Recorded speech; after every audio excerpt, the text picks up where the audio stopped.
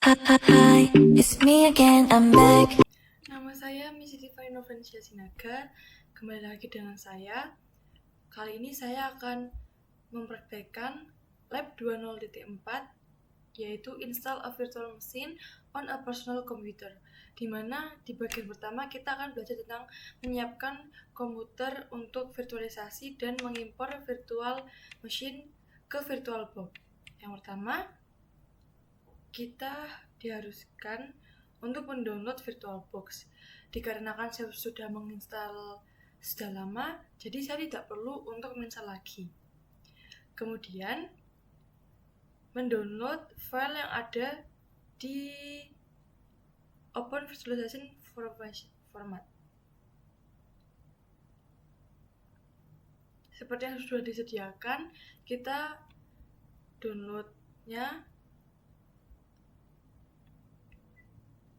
yang bagian Cybersecurity Essential Virtual Machine for Intel or AMD CPUs. Dikarenakan saya sudah mendownload, jadi saya tidak usah untuk mendownload lagi.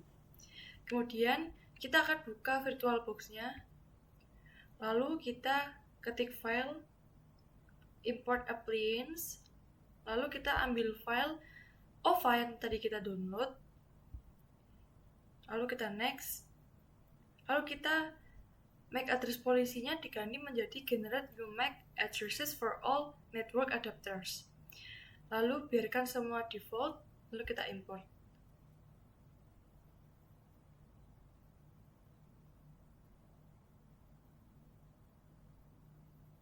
Lalu ini saya cepatkan, untuk prosesnya memakan waktu yang lumayan cukup lama.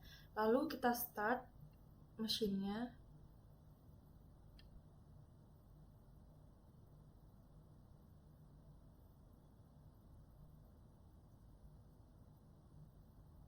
Lalu akan muncul tampilan seperti ini. Kita tunggu saja sambil membuka modul.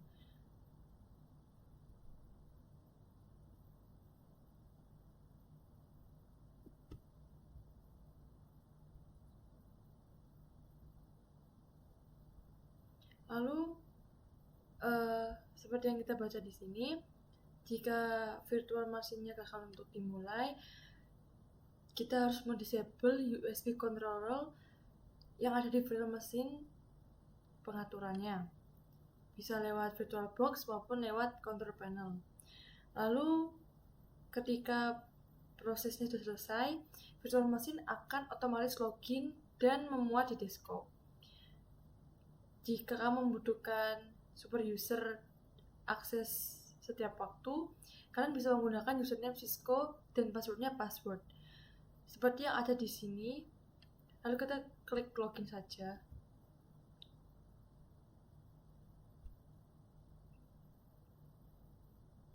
Lalu akan muncul tampilan seperti ini. Kemudian saya akan menjelaskan sedikit tentang apa saja sih yang ada dalam sini.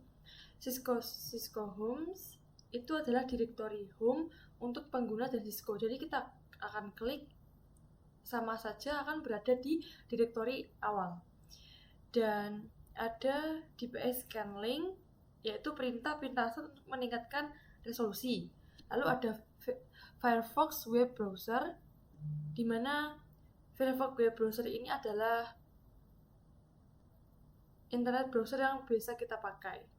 Seperti ini. Kita close saja. Setelah itu ada Gcrypt tool, yaitu alat kriptografi dan kripta analis. Ini ya. Lalu ada keyboard untuk akses cepat.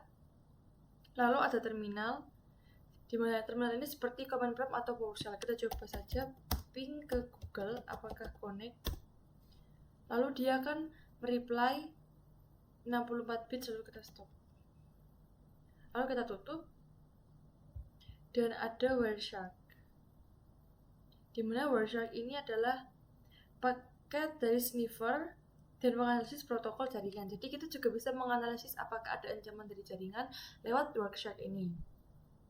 Lalu kita akan menjawab, what are the IP address assigned to your virtual machine.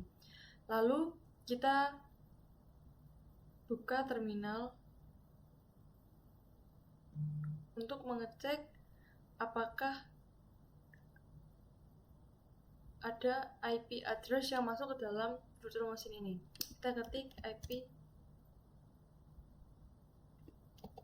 address, lalu akan muncul IP dari loopback interface dan juga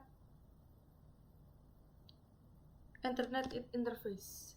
Ini ya, ini adalah loopback interface, di mana loopback interface adalah interface virtual yang tidak memiliki fisik.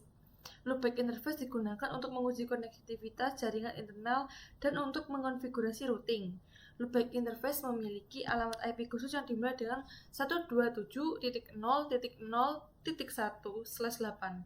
Berarti kita bisa simpulkan jawabannya, loopback interface itu IP-nya 127.0.0.1/8 seperti yang kita lihat tadi. Lalu kita ketik juga Ethernet-nya. Di sini Ethernet itu adalah interface fisik yang digunakan menghubungkan perangkat jaringan ke jaringan Ethernet. Ethernet ini memiliki alamat MAC, yaitu Media Access Control yang unik.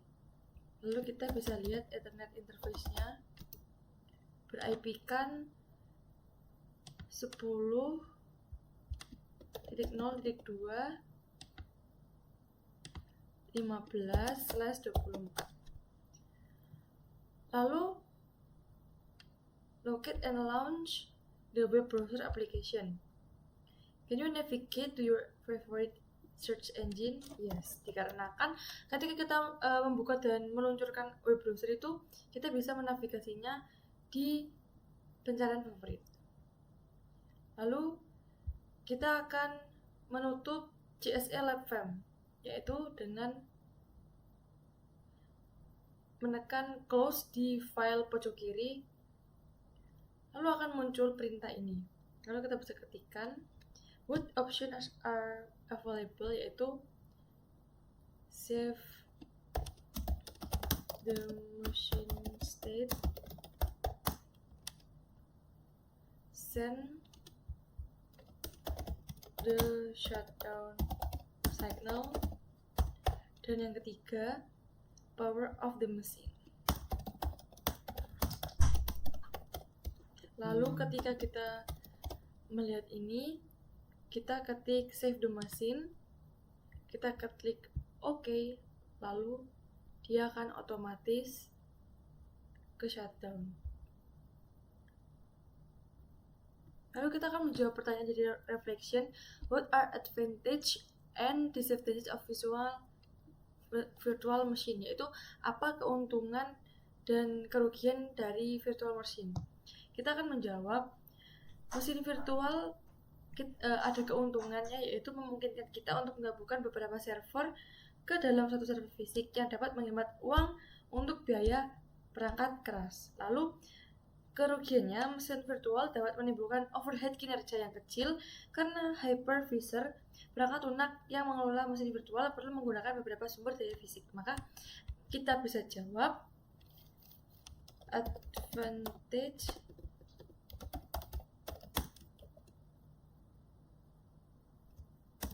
with virtual machines allow you to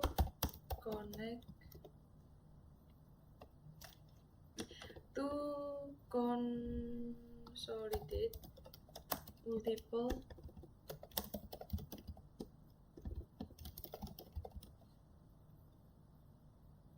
servers onto a single physical server,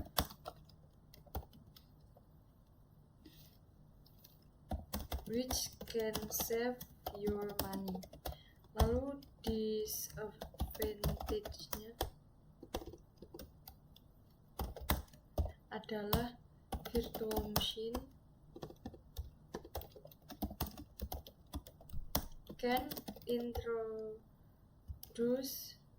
a small performance overhead as the hypervisor.